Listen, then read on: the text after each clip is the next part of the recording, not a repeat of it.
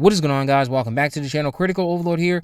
We're going to be talking about a few different horror topics in this video here today. We'll be talking about the Weapons prequel that's supposed to be on the way. We'll be talking about Scream 7, and we'll be talking about the reactions to Strangers Chapter 2. And we'll be rounding out the video by me giving my thoughts on VHS Halloween since I watched the movie last night. Shout out to Shudder for sending the screener my way. Starting off here with Zach Cregger's comments that he gave to Fangoria recently about what's going on with the Aunt Gladys Weapons prequel that's supposed to be coming. That seems to be a high priority with Warner Brothers. Might be exaggerating that. But he said it is real, and I've been talking to Warner Brothers about it. There's a story, and I'm pretty excited about it. It is not BS. I was ready. I had it kind of in my pocket before the movie came out. Now, all I can say is he's making it clear he's supposed to be the one at the helm. I wouldn't have it any other way because he knocked it out of the park with Weapons. But I need to stress again, like I did in the solo video dedicated to this prequel idea. You don't want to ruin the mystique. I think that's the biggest fear we have going into this. Amy Madigan killed it as Aunt Gladys. I hope she gets many awards. But I do not want to see Aunt Gladys's mystique ruined. You don't need to know the answers to everything. A lot of people are saying there are plot holes in Weapons. Are those plot holes or are those unanswered questions? There's a big difference. A plot hole would severely take away from the sense of the information presented in the story, while an unanswered question is just something you want to know about a mysterious figure like Aunt Gladys. Those are not plot holes. They do not need to go into how she became a witch. Is she really related to Alex's family? Is she really his aunt and all that stuff? They don't need to do that. We don't need to see that. It's just probably going to be well written and managed in a way that is digestible. But hopefully it does not chip away at how terrifying she is. She is very funny, so maybe the film will be more comedic than anything. And I am curious, will several people be playing Aunt Gladys along with Amy Madigan? How far back are we taking this prequel? Will it be starting off with Aunt Gladys as a little girl and then progressing into her early adulthood, where obviously you'll have someone else playing her, and then we'll end up with how she got in the position she was in that led to her needing to go to Alex's house, where Amy Madigan will take over the reins. So a lot of questions about this prequel, but Zach Cregger let it be known that it is a priority for him, and he is supposed to be the one directing it, and I'm assuming he'll be doing this after he gets done with these other projects he has on his plate right now. Let's talk about Scream 7. So Scream 7 doesn't actually have a confirmation on Hayden Panettiere being back at all as Kirby Reed. Entertainment Weekly finally updated and made a correction in their article centered around Nashville. It seemed to be a typo, as many of us were believing it to be, and all I can say about that is good. I say good not because I didn't want to see her back, but because of the fact that what I was hearing about Kirby's inclusion, while it did set up something big at the end to bleed into Scream 8, that's again assuming it was true, it's not a scene that is necessary in a Scream movie. I feel like you could tackle the same thing that was going to be used for Kirby allegedly by just sprinkling it throughout Scream 7. You can just give us the crumbs of that in Scream 7 without Kirby being there to explicitly be like the cherry on top of it all. Just find another way to do it.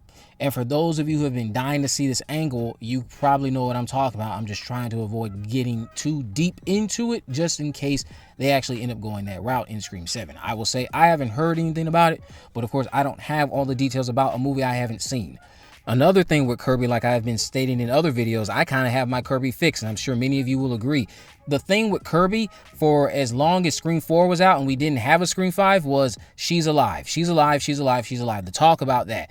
And now we got that answer, and it's like, okay, we've already blown our loads and we've moved on from Kirby.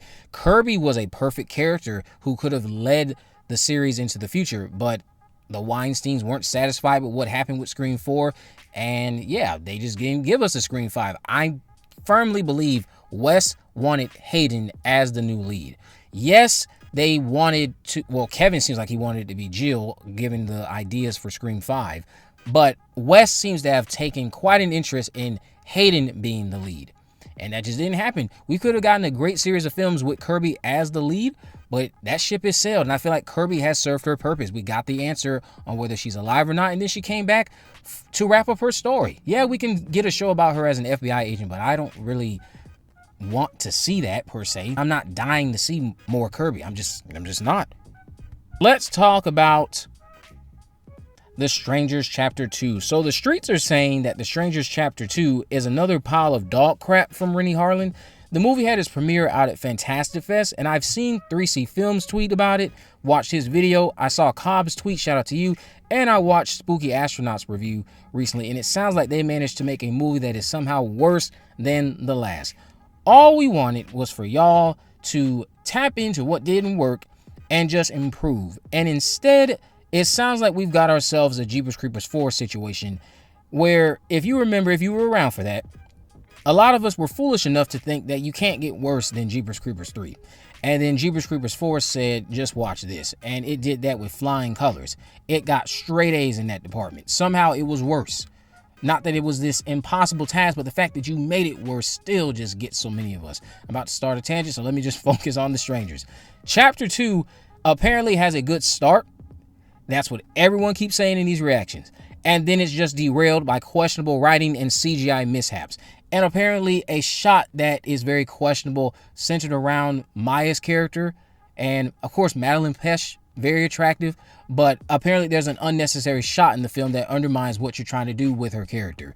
A lot of different reactions that were negative. Yes, there are some positive ones out there, but it's mostly, the sentiment seems to be that it's dog shit. It doesn't make any sense as to why this is a trilogy, the more I think about it. Why is this a trilogy? And because we know there's a third one coming, it's like, oh, we still have one potential other train wreck to get through. But who knows? I'm going to see the movie on Thursday. I might have a completely different reaction to it. I'll give my honest thoughts like I always do. But let's end this video by me talking about my thoughts on VHS Halloween. So VHS Halloween is another fun entry in this anthology series. I still believe those first few movies were the golden era, especially those first two. But growing into a series that gives filmmakers a chance to show their potential is cool enough when it results in these gore-filled segments that are always entertaining. Alex Ross's Kid Print segment, that segment absolutely disturbed me, and the performances are wonderful. And if you're someone who, of course, values the youth and wants to see them protected by all means, yeah, I'm certain this will get to you too, because it really bothered me. Some segments like Fun Size don't always have the most convincing performances, but the brutality of it all makes up for that. One negative I have is how these segments don't always dive into Halloween in a way that I thought it should have. They kind of just coast on being set around the event. Fun Size isn't guilty of this, nor is the Coochie Coochie segment. Coochie Coochie Coo, I should say.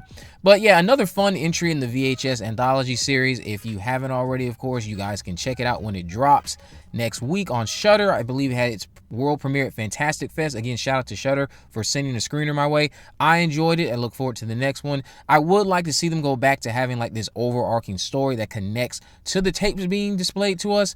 But like I said, the golden era seems to be over. Right now, it's just a collection of fun segments for filmmakers to showcase their potential, and this one is another hit with me.